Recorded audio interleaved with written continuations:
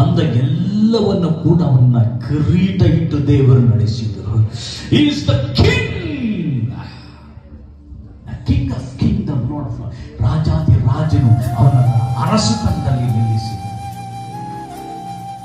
ನಿನ್ನ ಜೀವನದಲ್ಲಿ ನಡೆಯುವಂತ ಎಲ್ಲ ಕಾರ್ಯಗಳು ನಷ್ಟ, ಲಾಭಗಳಾಗಿ, ವೇದನೆಗಳಾಗಿ, ಅಪಮಾನ ಇವೆಲ್ಲವನ್ನು ತಿರುಗಿಕೊಂಡು ನಿನ್ನ ಜೀವನದಲ್ಲಿ ಹಾದು ಹೋಗುವಾಗ ನಿನ್ನನ್ನು ದೇವರು ಮರೆಯುತ್ತಾನ.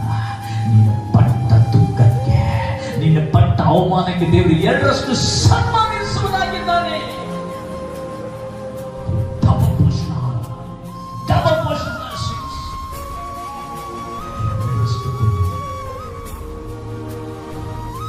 ನೀನು ಆಲೋಚನೆ ಮಾಡುತ್ತಿರುವಲ್ಲ, ನಿನ್ನ ಆಲೋಚನೆಗಿಂತಲೂ ಆತನ ಆಲೋಚನೆಗಳು ಉನ್ನತವಾದವು. ನಿನ್ನ ಮಾರ್ಗಗಳಿಂತಲೂ ಆತನ ಮಾರ್ಗಗಳು ಉನ್ನತವಾದ ಮಾರ್ಗಗಳು.